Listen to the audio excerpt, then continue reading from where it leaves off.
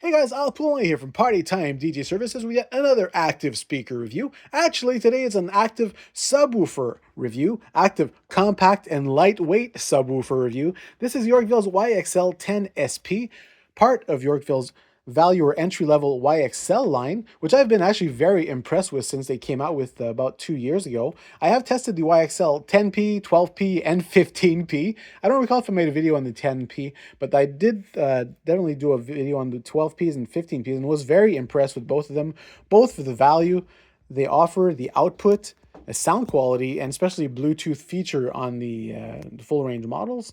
But today we're looking at a very compact active powered sub. As mentioned, this is the YXL10SP. You will notice that I'm not in my usual place of recording. I'm actually at camp on Manitoulin Island with my usual camp setup.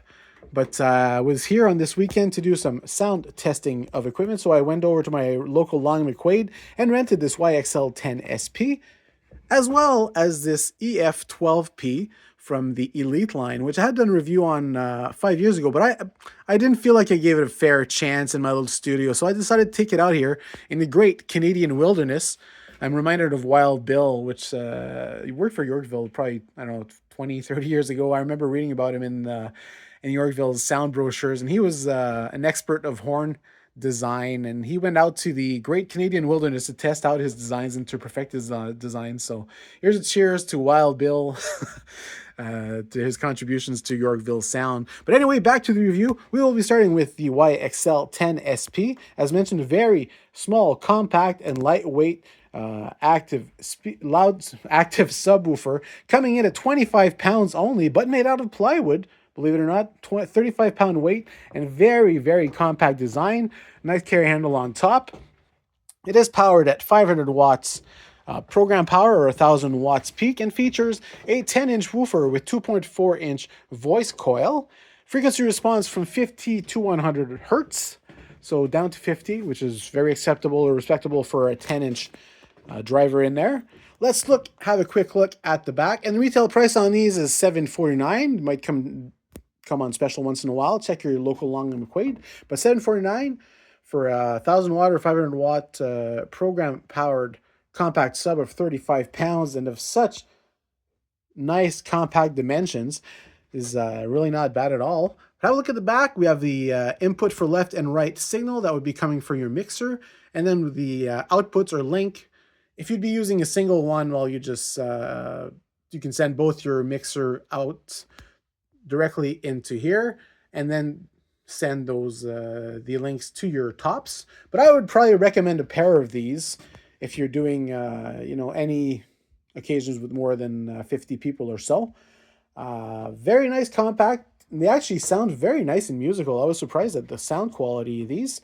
As mentioned, there's left-right input as well as left and right output. I'm pretty sure they're not high pass. They're probably just a full range or just a through out. You do have your sub level, as well as different sound settings. 3 of them actually, from punch, smooth, or deep, and they're exactly as they sound. There's not a huge difference, but you will notice a difference in how the focus on the punch is obviously more in the upper range, say in the like 60 to 80 hertz range, or 60 to 100 hertz, or 70 to 100 hertz, while the smooth will go a bit deeper and the deep goes deeper yet. And they all sound very nice, very musical. I've tried all 3 settings. The difference is not that big, but it's nice to play around and see what, depending on your tops as well, what they can do. But most tops do have a high pass filter built in, or a sub button, where you can basically take the low frequencies out of those little tops and let the subs handle the low frequencies, which is what they're designed for, which is why they're on the floor. And on the floor, you do have that coupling with the floor, so there's an advantage. If ever you've noticed, as soon as you get your top speakers on stands, a lot of that low frequency disappears. So that's why I think subs are ideal for this purpose. If you're a DJ that's doing weddings with 200-300 people, you won't be happy with such small subs. But for like I don't know, performers, even DJs that mostly do smaller events, or an acoustic duo that would like to add that has some kick or some backing tracks that they play along with and want a bit more of a fuller sound, these are definitely a great option. As mentioned, I would recommend a pair of them. But the great thing is if you do get a pair of them, you can either choose to close couple them in the center, or you can have one on each side, flip them on the side here, and look at that. You can, I think Yorkville has some, I think they're called teletubes. Anyway, they're just pole mounts basically. So you can have these on the side. Have imagine there's one there. Have a pair of these and put that pole mount in there and put your top on top of it. And it basically eliminates the need of having speaker stands, which I always have found are a tripping hazard. So just as an example, a great little system that'd be great for musicians, acoustic duos that have backing tracks, or even DJs that mostly play in smaller venues.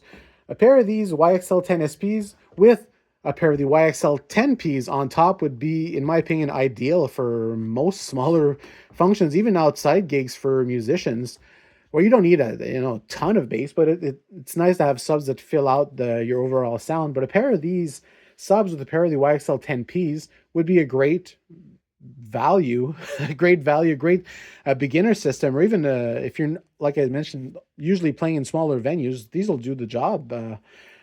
The other thing that I noticed that's really great on these is a lot of their newer tops, Yorkville simply incorporates a strategy where no matter how much signal you're feeding this sub, once it reaches its limits, you'll notice there's no limit lights. There's no nothing telling you it's at its limits. It simply doesn't get any louder. You're probably not going to damage it unless you send way too much signal. But it knows once it's reached its limit, and no matter how much signal you send it, it simply won't get louder. It'll keep maintaining. It'll do what it can do with the power it has and without damaging the woofer. But that's good you can just basically just set it and forget it. You don't have to worry about it self-destructing if you feed it too much signal. But yeah, for use with smaller tops, these would be ideal. If you're using bigger tops like the ones I've got here at camp, you probably won't hear this sub or a single one of these subs by themselves. You probably need 4 to 8 of these to actually properly keep up with a pair of high pass bigger speakers. But for like a pair of YXL10Ps, these would be perfect. I think they're probably designed to go with those. They'd be a perfect match. Even the 12SPs would be good. You can, as mentioned, high pass the tops so that you get that bass out of the tops and send it to the sub, where it'll do a better job. But great job, Yorkville. Like I've been listening to this all weekend. I had it closer to a corner to maximize its response, but it adds a nice low frequency boost to the overall sound. Just adds some fullness to it.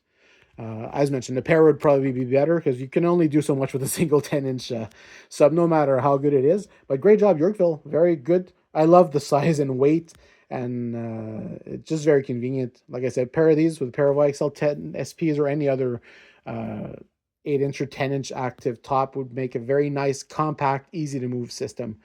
Great for you ladies out there too if you're looking for a nice compact system to make some music with, either as a DJ or as a live sound musician. Great stuff from Yorkville. So as mentioned, part 2 of this video is basically another review of the EF12P. The EF12P is part of Yorkville's Elite line, or newly designed Elite line. There is the Elite EF10P, EF12P, and EF15P. I had done the review on the EF12P, but kind of felt like I didn't do these guys justice because I mostly tested them in my studio and not out on a gig. So I thought that out here in the Great Canadian Wilderness would be a great place to test not only their output capability, because once you get to a certain level of a speaker, even these RCFs, there's not going to be a huge difference in terms of output capability. As soon as you put more than 300 watts in any speaker, you're limited to a certain amount of output from any given 12-inch active speaker. The difference with the the Elites in the EF12 and EF15P is that compression driver, as opposed to the typical 1.4-inch compression driver, or 1-inch or 1.75-inch voice coil you'll find in most of these compression drivers. The difference between these and the what you'll find in the Elite 12s and 15s is that this is actually a 3-inch voice coil compression driver, a big one, a high quality one made by Eminence. I believe it's a 100-watt RMS unit. And if you know about compression drivers, you'll know that the reality is that most compression drivers are 20-watt or 40-watt program units. which is fine because in general, compression drivers are a lot more efficient than woofers, and that's something a lot of people don't realize. I think QSC did a great disservice to most DJs or newer sound people when they claimed that they had these 1,000 watt speakers and that 500 watts was going to the woofer and 500 watt was going to the compression driver. Listen, the QSC-K is a great speaker, but there's no way in hell you're ever going to be sending 500 watts to a compression driver unless you want to make everyone deaf and destroy the compression driver. Because the reality is compression drivers are a lot more sensitive or efficient than woofers are. Generally, a compression driver will have a sensitivity of roughly, it'll be able to produce anywhere from 105 to 115 decibels with a single watt of power, while a woofer will usually have an efficiency of anywhere from 95 decibels to 100, 101 decibels with a 1 watt of power applied. So that's a very big difference. And if you know, so generally compression driver will be padded down greatly just to match the output of the woofer in almost every single speaker. That's just the reality. And another reality is that most speakers, active speakers, will only require anywhere from 20 to maybe 60 watts to the compression driver to match the output of the woofer. So all these speakers from Alto and Mackie, they're claiming that they're sending 450 watts to the compression driver. I'm just going to call BS on that. Maybe on peaks, you're going to be sending 100 to 150, maybe, but it's usually padded down. It's just more like marketing watts. So anyway, how did these EF12P sound out here in the Great Canadian Wilderness? Well, this is a great place where I was actually able to hear the difference and the projection capability of this speaker and output capability. It's a great sounding speaker. It didn't sound great in my smaller a studio at home simply because it's a small studio. It's not representative of a typical venue that you'd play in. So my Yamaha DXR is definitely and RCF 310As sounded sweeter, sounded crisper, didn't have so much beef in the mid range, so they did sound more ear friendly. But take the speakers out into the wild, as I have done, and you'll notice a much bigger difference.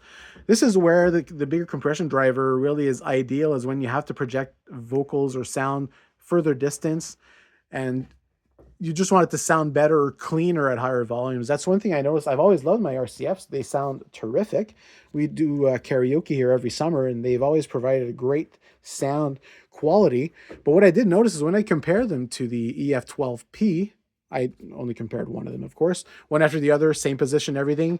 They both got pretty much as loud as one another. The Yorkville went a little bit lower in response and maybe was a little bit louder, but the clarity in that compression driver was a significant and noticeable improvement from your usual 1.5 inch compression driver, especially at higher levels where I found the RCF was a little piercing to the ears while the Yorkville remained more pleasant. I'm guessing is because there's less distortion in there. Well, if you push a smaller compression driver, it'll sound a bit more distorted, which I had never noticed before. But out here, especially at a distance, I just noticed how much cleaner and clearer vocals were on the Yorkville. So good job, Yorkville, on this. And as I mentioned, this is not necessarily speaker for everyone, but I can see its advantages, especially when you're playing for larger crowds and you want those vocals to get out, or even that top end to get out. It is capable of some nice high frequencies. I just wasn't able to realize it in my smaller space. They do come at a premium price tag. The EF12Ps retail for $19.99 a piece, while the bigger brother, the EF15Ps, retail at $21.49, I believe. Have a quick look at the back panel.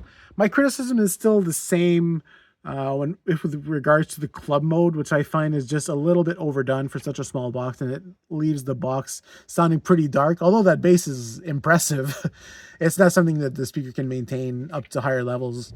But that woofer in there is pretty spectacular, as mentioned, the compression driver.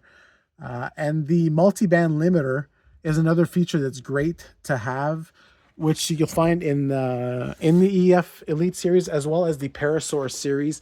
And multi-band limiting, basically, it's multi-band limiter. It doesn't just focus on one or two bands. Whatever offending frequencies or frequencies are too loud, it'll just slightly dial that back without affecting other frequencies.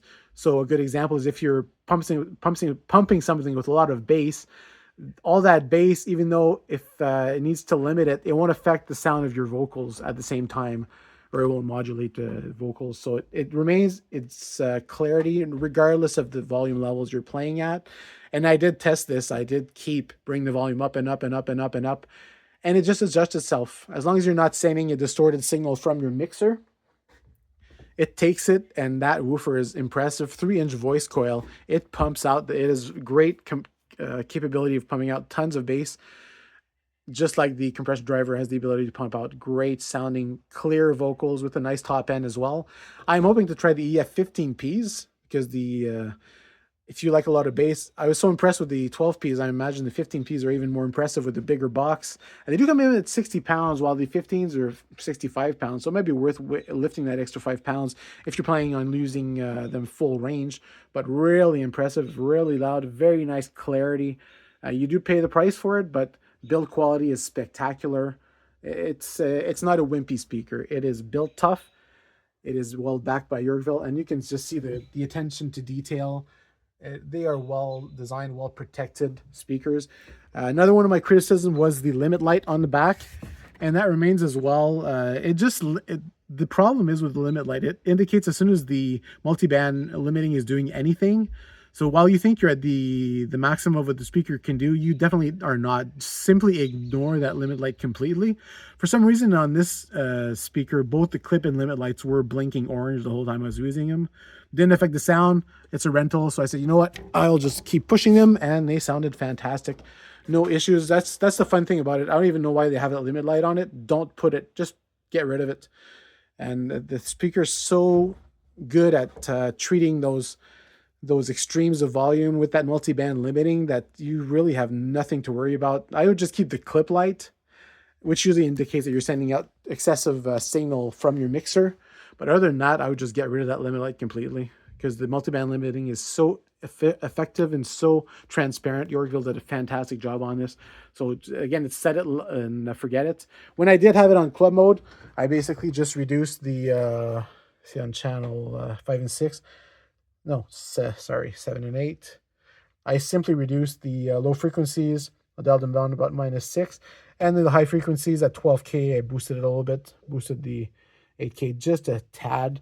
But even flat, if you do have different vocal setting, live sound setting, and even flat setting. Even with the flat setting, I just boosted the top end just a little bit to open up that compression driver a little bit. And they sounded fantastic. Clarity was fantastic. So I highly recommend, if you're a band, even a DJ, and you want the best of the best, just rent a pair of these, or rent a pair of the EF15Ps if you want something that hits even harder. But I think you'll be pleasantly surprised, and you might even want to invest in a pair of these.